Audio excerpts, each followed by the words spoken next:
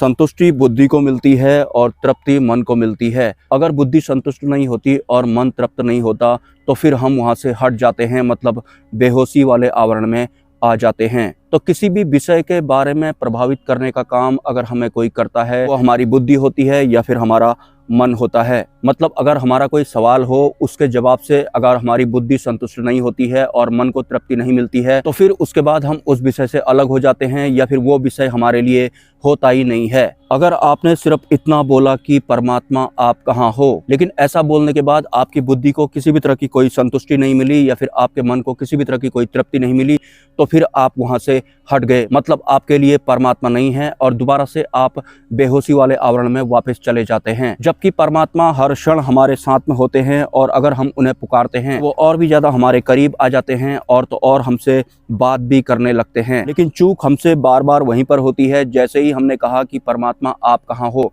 परमात्मा आते भी हैं और हमसे बात भी कर रहे होते हैं। लेकिन बुद्धि और मन से जज करने की वजह से या फिर बुद्धि को परमात्मा के मामले में कोई भी संतुष्टि ना मिलने की वजह से या फिर मन को तृप्ति ना मिलने की वजह से हमारे लिए परमात्मा नहीं होता है और हम वहाँ से चले जाते हैं या फिर उस सब्जेक्ट से हट जाते हैं। क्योंकि जिस भी तरह का हम डिसीजन लेते हैं उसमें बुद्धि और मन का बहुत बड़ा योगदान होता है। अगर बुद्धि को संतुष्टि नहीं मिली, मन को तृप्ति नहीं मिली, तो फिर उसके बाद हमारे लिए परमात्मा भी नहीं होते हैं। लेकिन वास्तव में परमात्मा आते हैं अगर हम उन्हें बुलाते हैं। तो आप सोच रहे होंगे कि ये मैं कैसी बात कर रहा हूँ, लेकिन ये वास्तविकता होती है।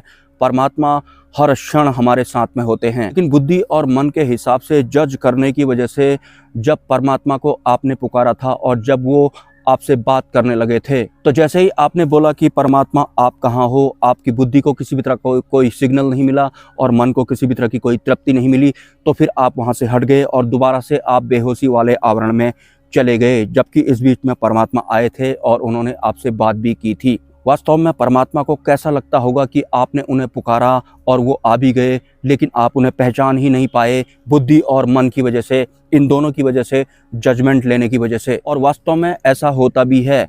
अगर आप परमात्मा को पुकारते हैं, फिर किसी भी तरह से आप उनसे कनेक्ट होना चाहते हैं, पहली बात तो वो हमेशा हमेशा हमसे कनेक्ट रहते हैं। लेकिन अगर आप उन्हें पुकार ही रहे हैं, बुद्धि और मन से वो आपको भाषित नहीं होंगे और बुद्धि और मन से ही आपको कोई संतुष्टि नहीं मिली या फिर तृप्ति नहीं मिली, तो आप वहाँ से हट गए और दोबारा से आप माया के आवरण में आ गए। परमात्मा को पुकारने के बाद अगर आपके बुद्धि को कोई सिग्नल मिलता है या फिर मन को कोई तृप्ति मिलती है तो वो परमात्मा नहीं होते हैं। काल कर्म माया या फिर अन्य संसार वगैरह हो सकते हैं जो कि हमको बुद्धि और मन से भाषित होते हैं या फिर हम उन्हें महसूस कर सकते हैं। लेकिन परमात्मा हमें बुद्धि और मन से महसूस नहीं हुए तो हम चले गए, लेकिन इसका बिल्कुल भी ये मतलब नहीं है कि वो आए नहीं थे। इसे थोड़ा अगर मैं और सरल करना चाहूँ तो परमात्मा की आपने एक तरह से इंसल्ट जैसी कर दी है।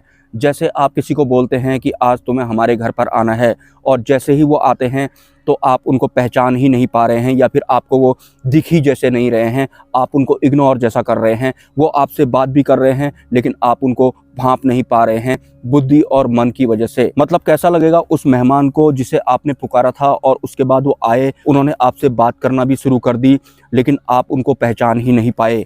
और वास्तव में परमात्मा को इसका बहुत ज़्यादा दुख भी होता है और जो अंतिम गुरु होते हैं उन्हें भी इस बात का बहुत ज़्यादा दुख होता है।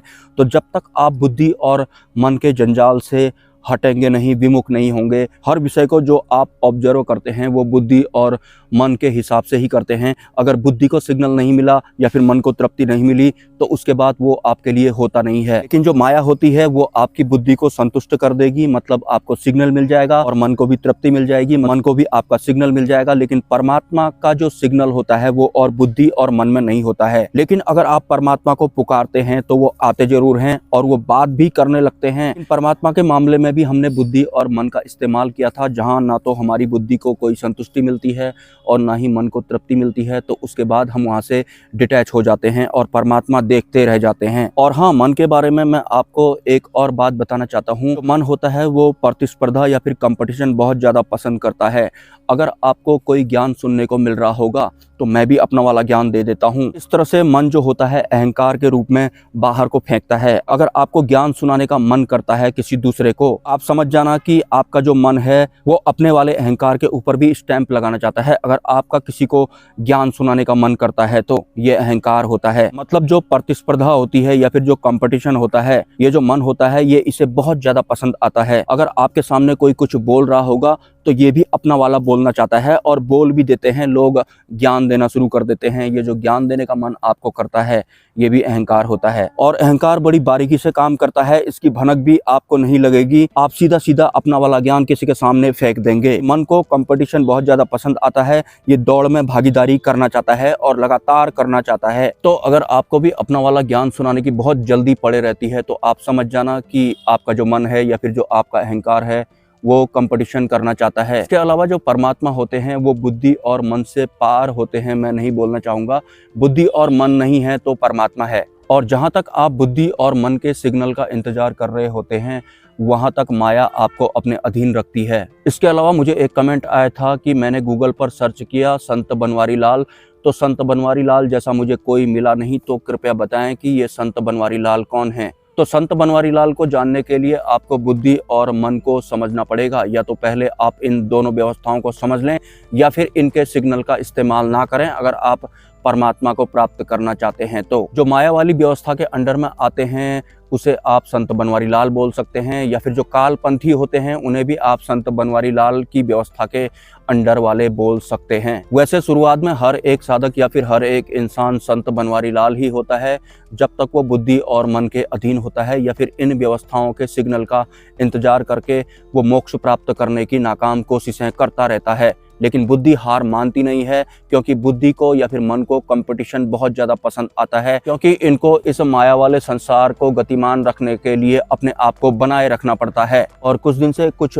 नए लोग इस चैनल से जुड़े हुए हैं। कुछ के सवाल होते हैं कि क्या आपकी शादी हो गई है, आपके पास जो ये ज्ञान है इसका स्रोत कहाँ है, आपके गुरु कौन है, इस तरह के सवाल नॉन स्टॉप करते रहते हैं। तो इस बारे में ऑलरेडी मैं बहुत बार बता चुका हूँ, लेकिन जो मेरा ज्ञान होता है वो 90% मेरे खुद के अनुभवों पर आधारित होता है। और अंतिम गुरु की शरण में होने की वजह से हमारे इस पृथ्वी लोक में जितने भी धर्म हैं या फिर जितनी भी उनकी आध्यात्मिक पुस्तक हैं जैसे कि ग्रंथ वगैरह हो गए, तो उन सब का जो सार होता है मुझे अंतिम गुरु की वजह से डायरेक्ट पता है। मतलब सीधे सार ही पता है, पढ़ने की या फिर अध्ययन करने की जरूरत नहीं है। अंतिम गुरु की वजह से मुझे पता है। अंतिम गुरु का मतलब होता है जो अक्षर पुरुष होते हैं, जिन्हें कि परमात्मा ने नियुक्त किया होता है हम इंसानों की वास्तविक मुक्ति के लिए। उसके बाद लोगों के कमेंट आते हैं कि अंतिम गुरु कैसे प्राप्त करें। तो अंतिम गुरु की शरण में अगर आप आना चाहते हैं तो मैं वीडियो के शुरुआत में ही बता रहा था कि परमात्मा को अगर आप पुकारते हैं कि परमात्मा आप कहाँ हो, परमात्मा तुरंत आते भी हैं, आपसे बात भी करने लग जाते हैं।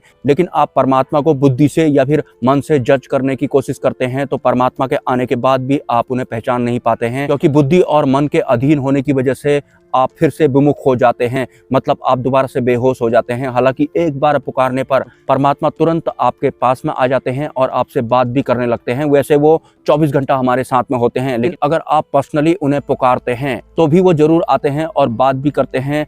लेकिन बुरा उन्हें भी लगता है कि इन्होंने मुझे बुलाया और मैं आया, मैं इनसे बात भी कर रहा हूँ, लेकिन फिर भी ये मुझे पहचान नहीं पा रहे हैं, सिर्फ और सिर्फ बुद्धि और मन की वजह से। बुद्धि और मन की वजह से आपको माया ही समझ में आती है या फिर उसी का आभास आपको होता है। बुद्धि और मन में जो भी आभास आपको होता है और जज भी आप इसी से करते हैं। तो अंतिम गुरु अगर आपको चाहिए, बुद्धि और मन के बारे में जो मैंने आज आपको बताया है कि परमात्मा के आने के बाद भी आप उन्हें नहीं पहचान पा रहे हैं सिर्फ बुद्धि और मन की वजह से, क्योंकि बुद्धि संतुष्ट होगी तभी जाके आप मानेंगे कि कुछ है, और मन को तृप्ति मिलेगी तब जाकर आप मानेंगे कि कुछ है। उसके बाद जाके आपकी मान्यताएं बनती हैं। मन मान्यताएं बनाने का काम करता है, लेकिन परमात्मा को आप इन दो व्यवस्थाओं से नहीं पहचान पाएंगे।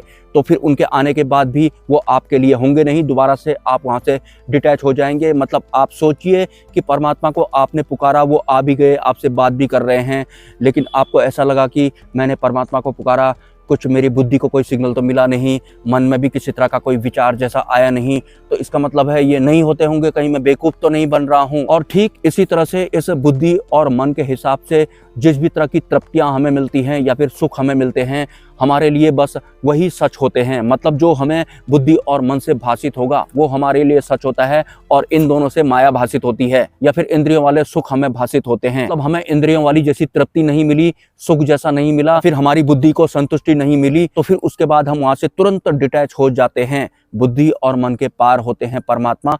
उनसे जुड़ी जो व्यवस्थाएं होती हैं वो भी सबसे पहले आपको यही समझाती हैं। अंतिम गुरु आपको चाहिए, आपको इन बुद्धि और मन के ऊपर काम करना पड़ेगा। आपको माया वाला जैसा सुख नहीं मिलेगा, मैं आपको पहले बता रहा हूँ। अगर आपको तुरंत अपना वाला ज्ञान देने का मन कर रहा है, कमेंट करने का मन कर रहा है, तो ये मन करवाता है। इसको प्रतिस्पर्धा जो होती है, कंपटीशन, वो बहुत ज्यादा पसंद होता है मन को। ये तुरंत अपना वाला ज्ञान लिख देगा। आप भी लिखने वाले होंगे कि वहाँ ऐसा लिखा है, वहाँ तो वैसा लिखा है, मैं भी जानता हूँ। नहीं नहीं, आप गलत कह रहे हैं, पूरा ज्ञान ये नहीं है, ये वो है। ये सब अहंकार होता है। बुद्धि और मन अपने आप को बनाए रखने के लिए आपके साथ में ही चल रहे हैं, आपको चला भी रहे हैं, आपको पता ही नहीं लगा।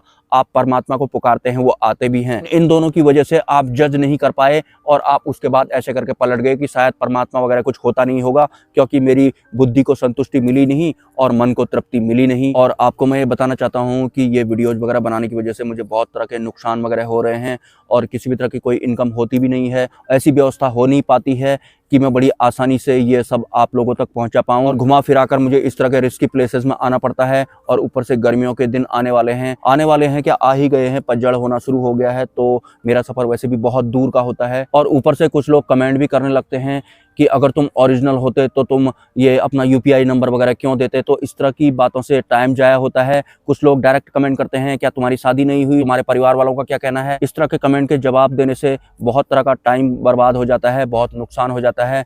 जैसे कि किसी ने कमेंट किया था कि मैंने गूगल पर सर्च करा कि ये बनवारी लाल कौन है, मुझे कोई जवाब नहीं मिला, तो आप बताओ कि बनवारी लाल कौन है। तो हर वो इंसान बनवारी लाल है जो मुक्ति मार्ग पर नहीं है, मोक्ष मार्ग पर नहीं है, और परमात्मा को प्राप्त करने के लिए या फिर परमात्मा को जानने के लिए जो बुद्धि और मन के सिग्नल का इंतजार कर रहा है, वो भी बनवारी लाल है।